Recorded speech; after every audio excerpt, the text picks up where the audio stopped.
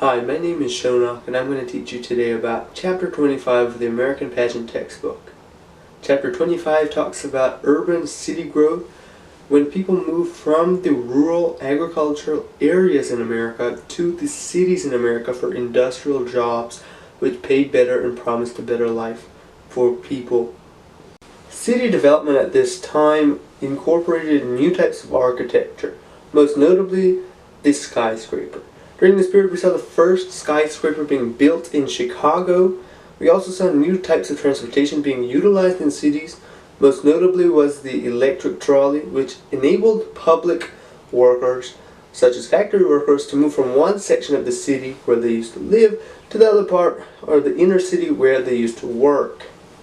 We also saw women develop more rights as they got jobs, mostly as secretaries and nurses in the city.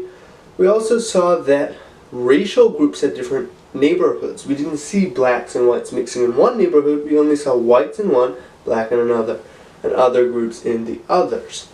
As urban cities grew, we also saw the development and growth of big companies like Sears, which used mail orders to reach their consumers. So people now didn't have to get out of the house to go and buy things and look at things that they wanted.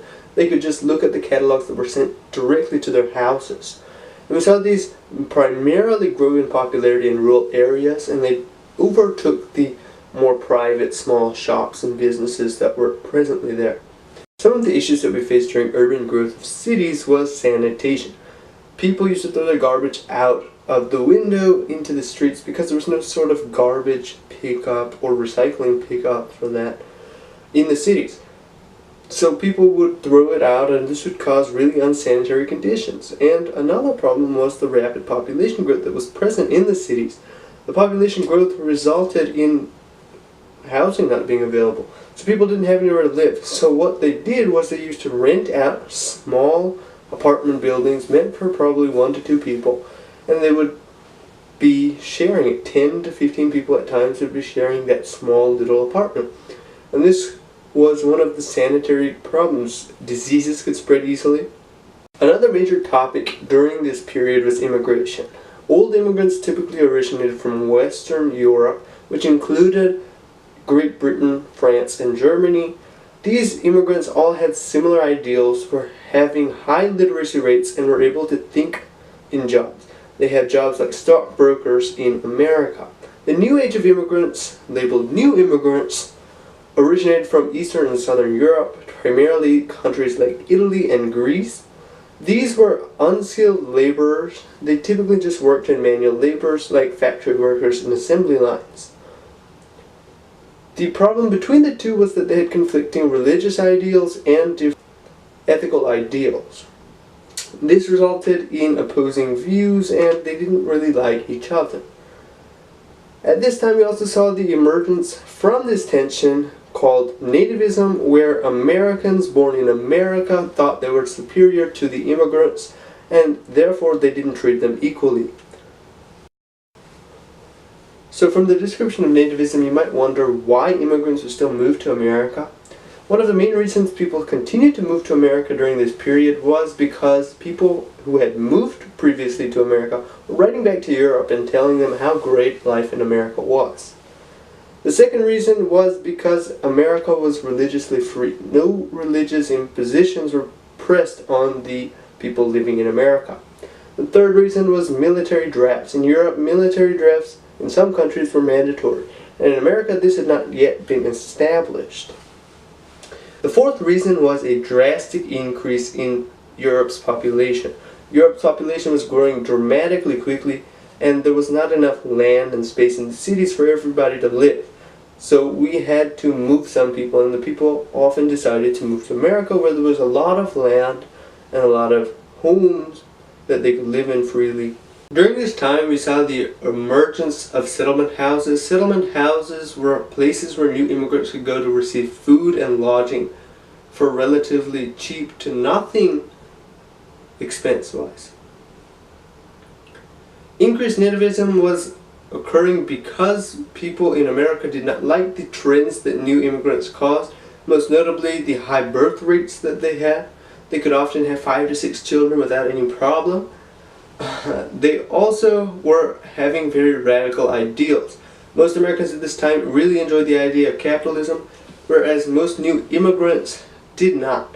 They actually preferred to have socialism and communism, and they were open to importing these ideas into America and introducing them to American society and economics. Because of this increased nativism, we saw the emergence of anti-foreign groups. One of the most notable was the Know Nothing Party.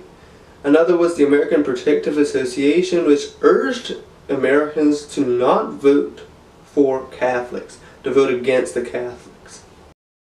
During this time, we saw one particular group take interest in new immigrants, big business. Big businesses took interest in new immigrants because they were open. New immigrants were not open to the idea of unionizing. Old immigrants and people who lived in America and were born in America and currently working in factories didn't always like the working conditions and wages and hours that they had to work at these factories. And so they would often unionize and create unions to get these better things from the big businesses that they worked for. New immigrants, on the other hand, didn't have a lot of things in America. They didn't have money, they didn't have houses, they didn't have anything but themselves. So they were open to the idea of working in these sort of conditions, wages, and hours because they had no other options. There was no other way for them to have money and live in America. In 1882, one of the most notable immigration laws was enacted in America. In 1882, we passed the Chinese Exclusion Act, which prohibited Asian immigrants from China to enter the United States. During this time period, we also saw the idea of social gospel emerge. Social gospel was where churches would help conditions that were affecting society. One of the most notable ones that was created was the YMCA and the YWCA, which is still around today. During this time period, we also saw the idea of education drastically increase in popularity. We saw high schools emerge all throughout the nation. We saw free textbooks being provided by taxpayer money in most of these high schools. And we also saw religiously affiliated private schools grow in popularity and increase in the enrollment. From this time period, we saw the literacy rates drop from 20% down to 17%, which showed that these schools and the increased popularity of education was actually doing something for America. During this time period, we saw one of the most notable African Americans, Booker T. Booker T was an ex-slave who advocated for African Americans not to parade around for their rights, but to gain skills and enter the economy and make their own money, and they will eventually assimilate naturally. Another notable African American at this time was W.E.B. Du Bois. Du Bois was a Harvard graduate, and he advocated for the immediate rights of African Americans in America. During this time, one of the most important legislations passed was the Murillo Act of 1862. The Murillo Act stated that states could gain public land for the use of education. Another important legislation passed at this time was the Hatch Act of 1867, which said that the federal funds could be used for agricultural experimentation stations. Another type of press that was very popularized during this time was yellow journalism.